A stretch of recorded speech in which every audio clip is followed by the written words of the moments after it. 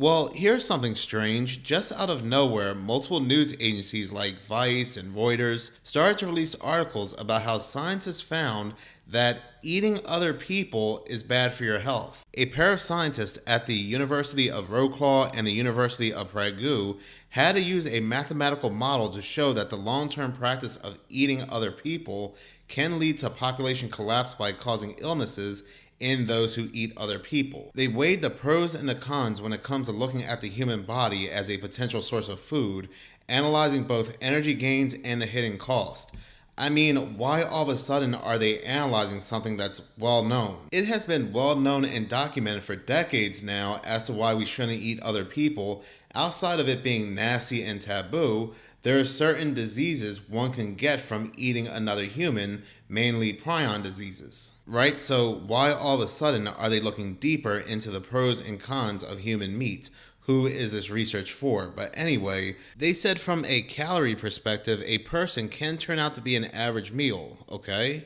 This article from Reuters goes on to say that their model shows the risk of disease rises exponentially when humans consume other cannibals, as even cooking does not eliminate prions or misfolded proteins that can cause incurable neurological diseases. But here's the thing, the article, and you're going to find other news agencies talking about one of the prion diseases you'll get from eating other people is one called kuru, which they say is popular in locations like Papua New Guinea. But in the United States, where the food supply is very, very shady, especially fast food, practically nobody has kuru. But here's the thing, there is a common prion disease in the United States which they say is the cousin of kuru, called CJD or Creutzfeldt-Jakob disease. This can be inherited through your family, but the most common form is the sporadic variety where it can just happen to you randomly. And as coincidence may have it, the number of people acquiring CJD in the United States has spiked.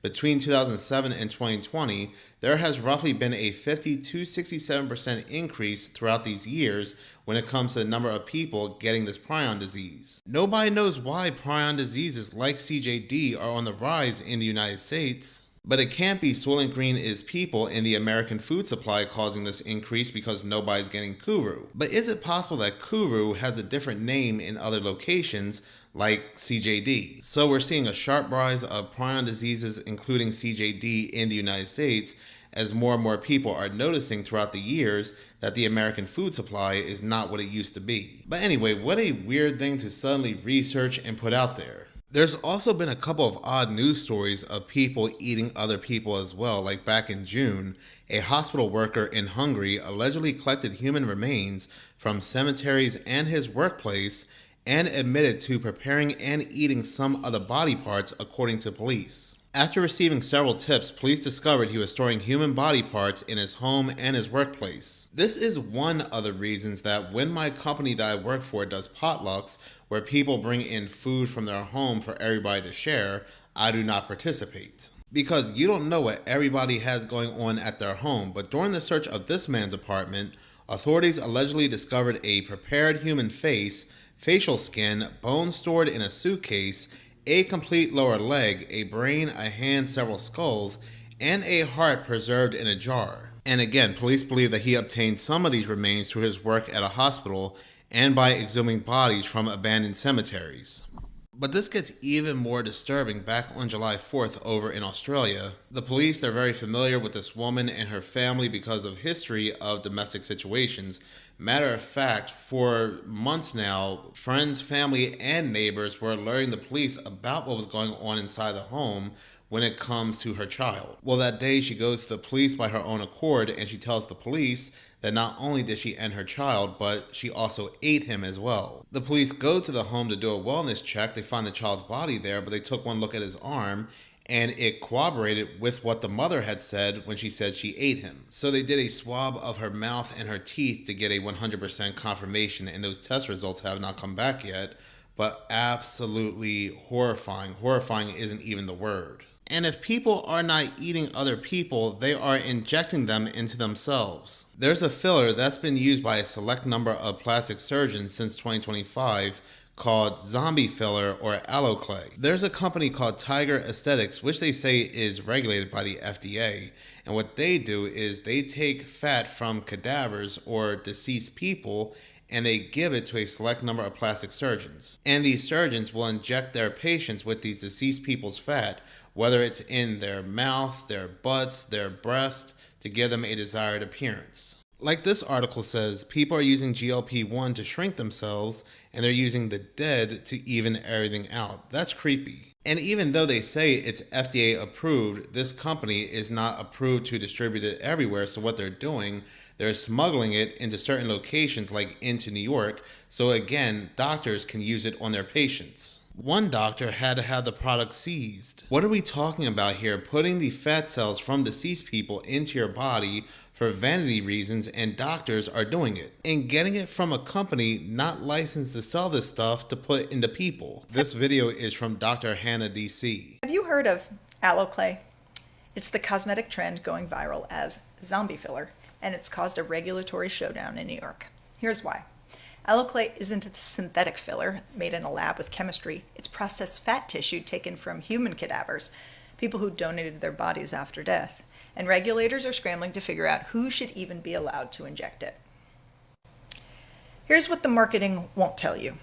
There is no long-term human safety data on cadaver-derived fat fillers like this. This is not an accident. It's a classification issue.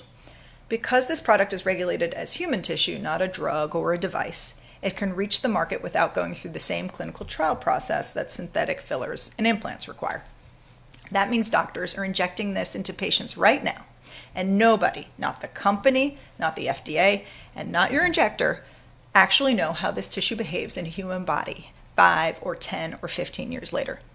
I mean, she's right, and I guess the argument can be made that it's sterilized and it goes through multiple channels before it actually goes into another human, but they have absolutely no idea what the long-term effects of this will be 5, 10, 15 years from now. Again, if anything will jumpstart a zombie apocalypse, this definitely is a good candidate. Human bodies are worth a lot of money for multiple different reasons. When you go to a funeral home to bury your loved one, a lot of these funeral homes, not all of them, there are some very good ones out there, but we hear time and time again in the news that these funeral homes are giving money to buried people's loved ones when in actuality, all they're doing is burying an empty casket. They're taking these bodies out and selling these bodies on the black market. But moving on and talking about Resident Evil, what in the world was found in this woman's home? Okay, so I just went to turn on the bath and look what came out of the faucet.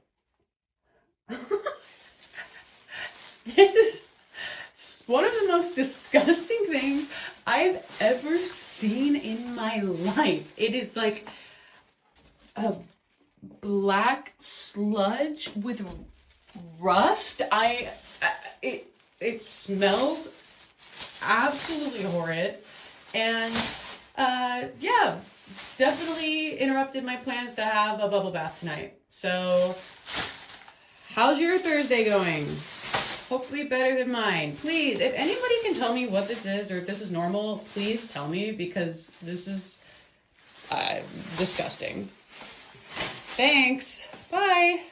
Looks like some human fluids is coming through a pipe, and even more disturbing is no longer even pouring out, it's just stuck or frozen there. Did y'all see that video where that lady went to pick up something off of Facebook Marketplace? She said she actually went to the person's house to pick it up, and the person lived on a farm out in the middle of nowhere where she didn't have cell phone service or anything. So she pulls up and she's trying to get her internet to work. And she said the whole time there's a little girl staring at her from far away. Now y'all, she took a video to send to her husband. Look at this. This is the little girl. She said she waved at her and stuff. The little girl didn't move. She just sat there and stared at her. Now, I'm not sure what this little girl is doing, but it looks terrifying. It almost looks like a doll, which is even creepier. Why do you have such a realistic child doll on your property, period? Now, she claims that it did move some, like it moved its arms and stuff, but the whole time it just stared at her. And throughout the entire video, it doesn't move at all. And it's all contorted.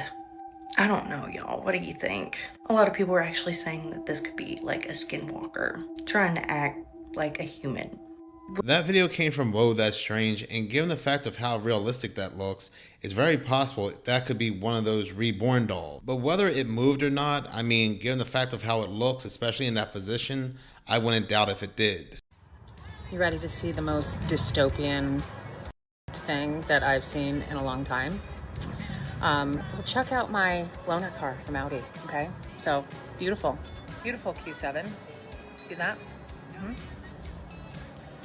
I have this car for a couple days because my Audi has a coolant issue and is under warranty. So I got this loaner while my car's in the shop, and I just wanted to show you. It sent me with a personal assistant.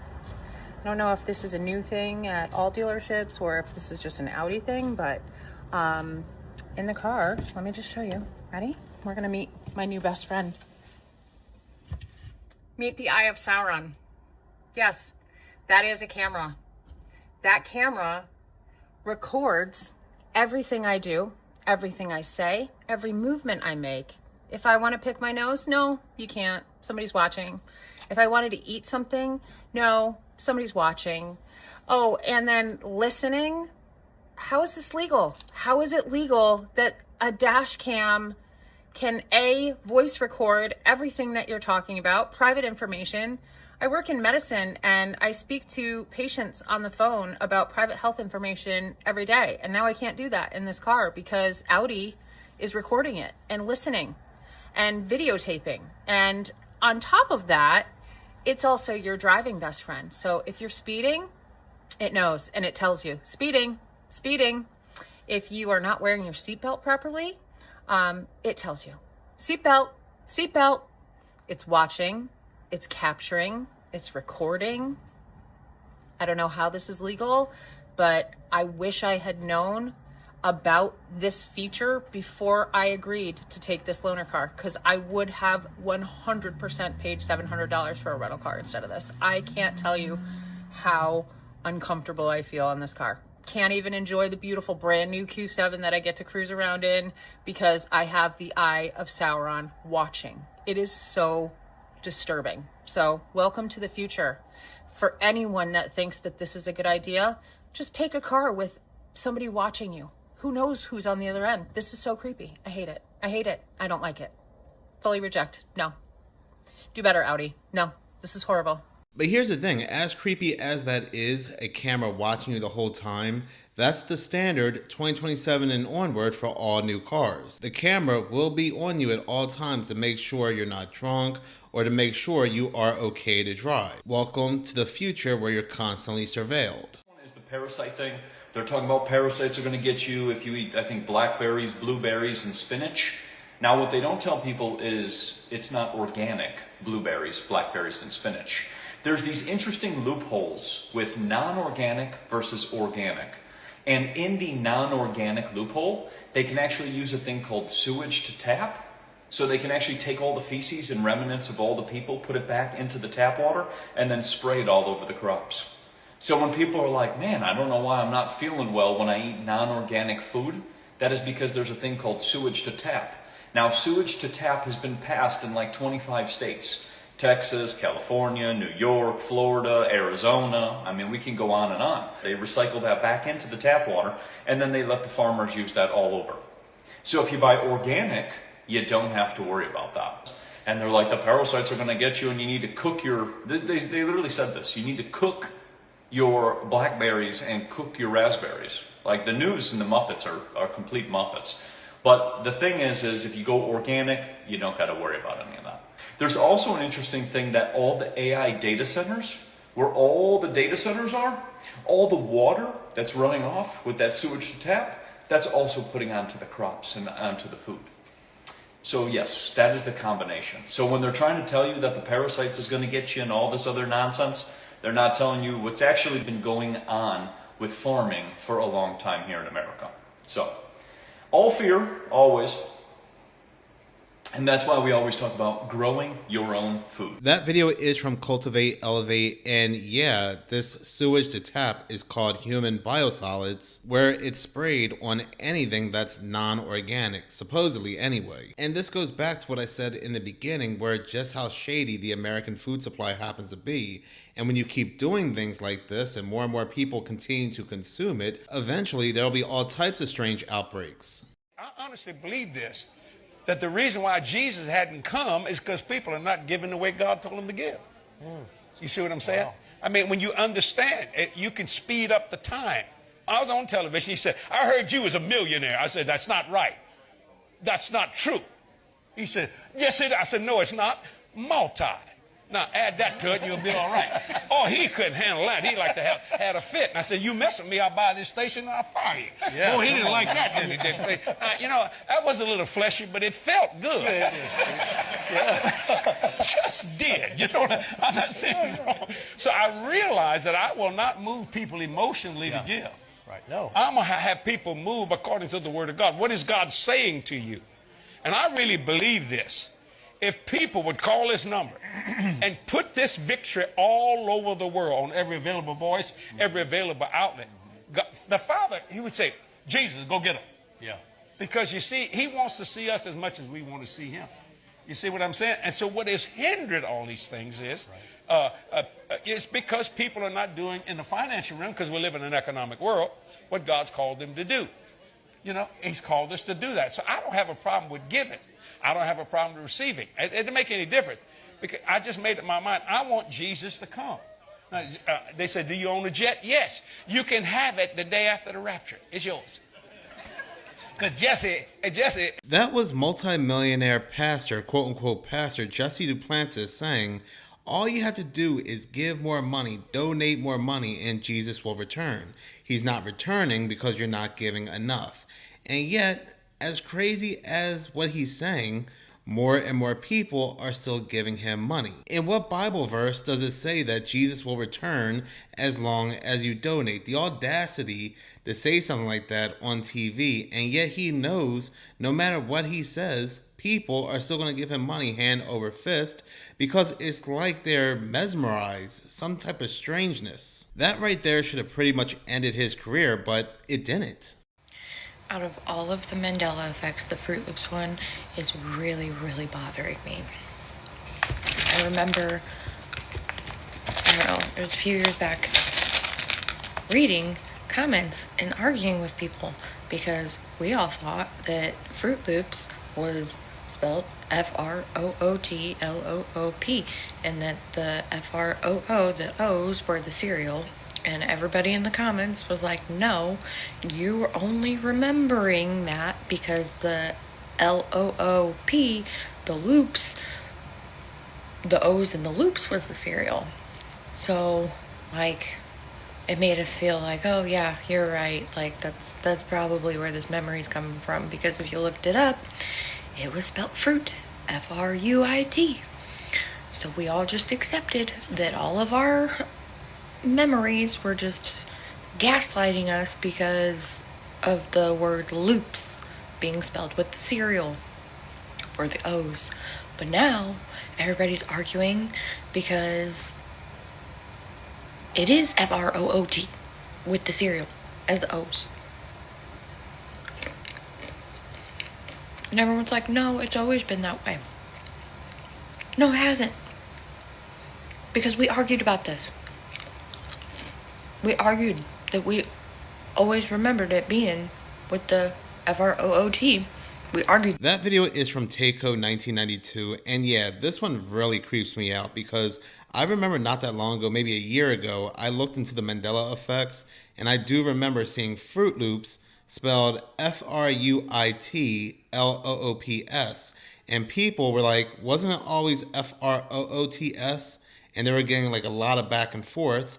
And now, yet for whatever reason, it's back to F-R-O-O-T-S. Don't take it from me. You can go on the internet and you can see people were really back and forth on this one. We are being lied to about these AI data centers. We're being told that in order to run these giant data centers will require 1 to 5 million gallons per day. That's the equivalent to water consumption of over 50,000 people being used to run these AI data centers on a daily basis. And that's not true. You want to know the truth about these AI data centers? This man right here, his name is Doug Seavey. He's an expert on data centers. He's built and ran AI data centers in Iowa for many years. Listen to what he says. And everything that Google is telling you is BS. I have a data center right now that's running in Hiawatha, and I have been there 14 years and have never used 1 gallon of water.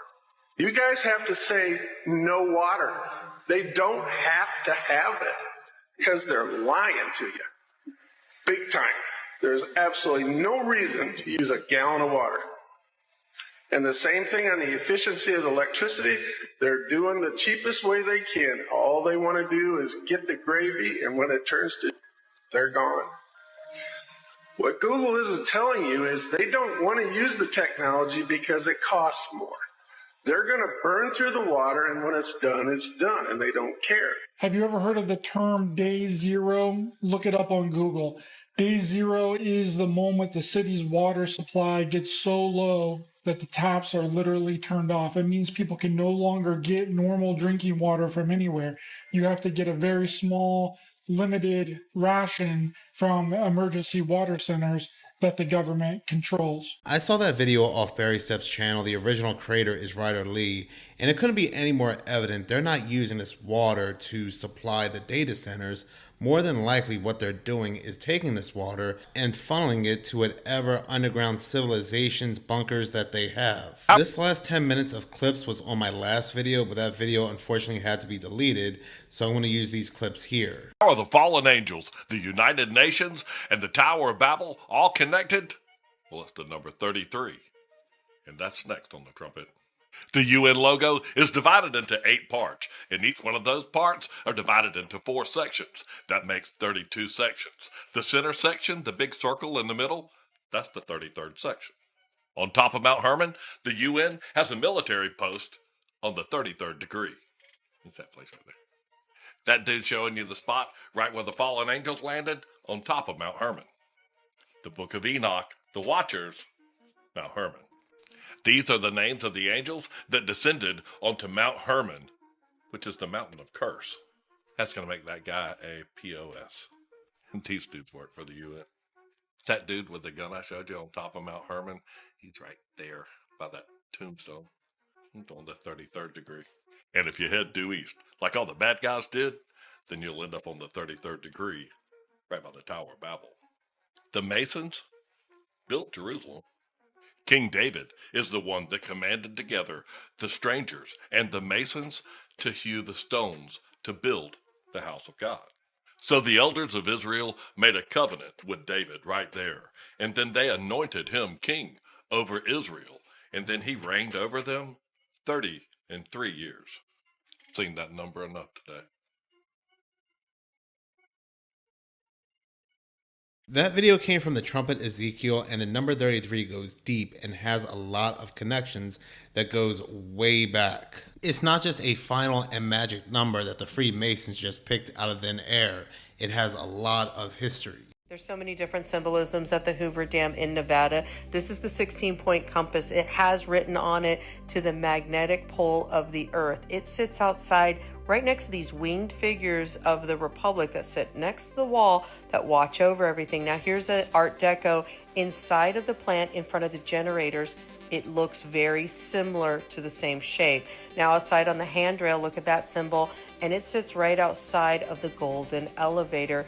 This is an arch gravity dam with a curve, is what they say, holding back that water. Anything holding back water is power. Water is power. Creating the largest reservoir in the U.S., Lake Mead. The symbols are everywhere in Hoover Dam in Nevada. That video came from Fishy Travels, and there's an interesting rabbit hole that the Hoover Dam itself is a Stargate. Matter of fact, a concept like this was featured on the TV series Stargate SG-1. Y'all, whatever. I hope that thing didn't follow you home. So a woman and her 3 friends went on vacation to Mexico. So instead of using their phones for photos, they decided to bring disposable cameras for like the nostalgia and the aesthetic of it. The next two photos were taken in their hotel room. This first photo right here, and then the second photo right here. Now, when they got the photos developed, they realized that in this particular photo, there is an extra person in the room. And you can't really see it until you zoom in between the two girls with glasses behind the redheaded woman. There is a woman standing in the back of their hotel room. And when you look closer at this image, the creepier it gets, because this woman doesn't look right. One of her eyes are solid black, the other one is super high up on her head. She looks distorted, like something from the back rooms or something. It is creepy. And a lot of people in the post are saying that this is a bruja, a type of malevolent witch entity that is seen in Mexico. Now, if that is true, I really hope that you guys are okay and this thing didn't put a curse on you, or even worse, attach itself to you. Have you guys seen this photo before? What do you think? That video came from Whoa That's Strange, and part of me wonders if this could be AI adding faces to these photos. For example, this face right here looks eerily similar to the face that AI generated images kept adding. Matter of fact, it even made it to the news, and they call this face, this woman, Loeb. And just because this might be AI doing this doesn't make it any less creepy. Catacombs are an equally fascinating and terrifying place. People have been known to vanish here, with stories of these disappearances happening all the way back to its inception. But people also willingly venture into this tunnel system to party and attend full-blown raves. What always freaks me out the most about the catacombs, though, is just thinking about the sheer vastness of the place. Construction on it began in the 18th century, yet we still have no idea where all of the paths lead or how deep they go. They have an entire team dedicated to mapping the catacombs out, affectionately named cataphiles. And these people have uncovered some pretty horrific things along the way, like a video camera showing a man's final moments as he aimlessly wanders through the dark passageways lined with human bones. If you've never heard of that story or the many others that come from the catacombs, let me know in the comments and I'd be happy to share in a future video. But to understand just how terrifying of a place the catacombs are, you have to first understand its history. Why was it built and how? You see, in the 18th century, the city of Paris had a problem. They had too many dead people. Their cemeteries were overcrowded and the bodies were essentially seeping fluids into the groundwater. Yeah.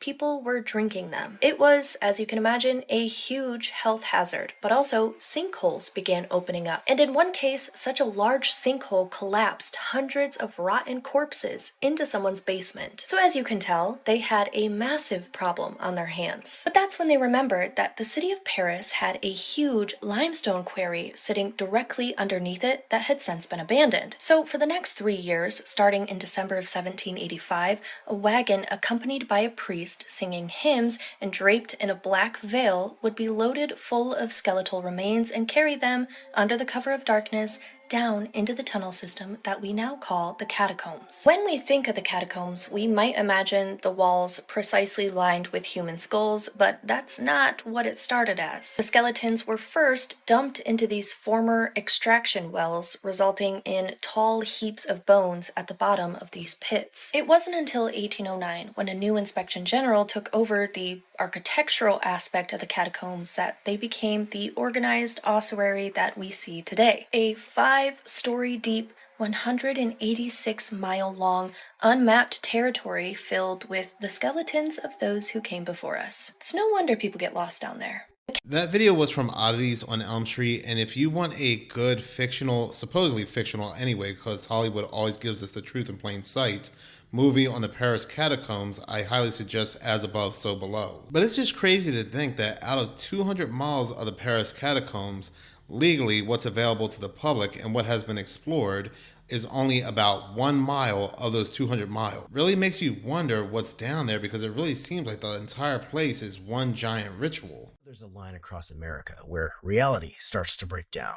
They call it the 37th parallel, and it might just be the strangest stretch of land in the US. Running from Santa Cruz, California, all the way to the Chesapeake Bay, this latitude, 37 degrees north, has been dubbed America's Paranormal Highway. Why? Well, it passes through various mysterious military bases, national parks, and clusters of high strangeness, almost like it's a roadmap for the unexplained. Going from east to west, this line runs right through Washington, D.C., and then on over to Appalachia, where we know there's a lot of weird stuff happening. It also cuts through the largest cave network in the world, Mammoth Cave in Kentucky, which there's some weird stuff with caves and things like Missing 411. It also passes through Joplin, Missouri, home of the infamous Hornet Spooklight, and the Ozarks in general, a region haunted with cryptid sightings and bizarre encounters over the years, and it's also home to the New Madrid Fault Line. It also skirts the edge of the Dulce Basin, New Mexico, a super secretive installation that allegedly houses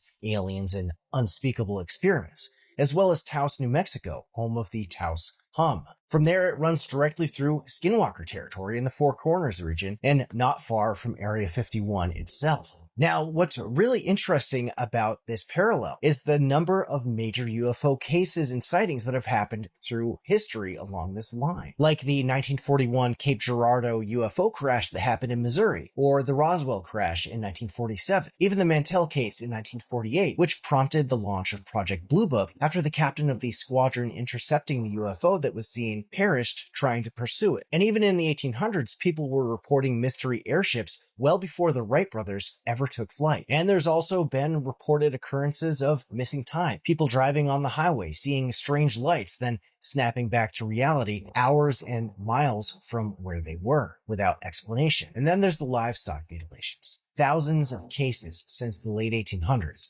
all with the same signature. Major organs, eyes, and other body parts with surgical-like precision. The bodies drained of blood and no tracks, like they were almost dropped from the sky. So what is the 37th parallel? Well, some people think that it could be a ley line or some kind of dimensional rift. Others think it could be a kind of cosmic highway for UFOs for some reason. Make sure to drop your theories in the comments and let me know what you want to hear about next. That video was from Scientology, and there is a lot of eerie things on the 33rd parallel. Again, there's that number 33.